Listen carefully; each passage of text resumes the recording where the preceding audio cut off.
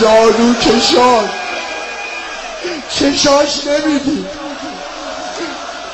اومد اول گفت بلدی. من علاقه هم اینه که تو در خونه امام حسین باشی. منم به عشق شما هم میام. این ورزشگاه خوندن توش خیلی سخته، خیلی سخته، خیلی سخته. ما امام حسین رو دوست داشتیم، با امام حسین زندگی کردیم، با امام حسین گریه کردیم، جوانیمون برای امام حسین گذاشتیم. ما رو تو پیریمون از امام حسین جدا نکن.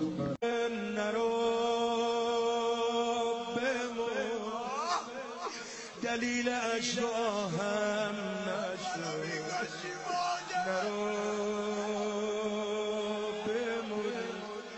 پسرم تو جون منی روی زانو جون میکنی نبینم صد بار تنی. اللهم عجل ولیک الفرج، اللهم عجل ولیک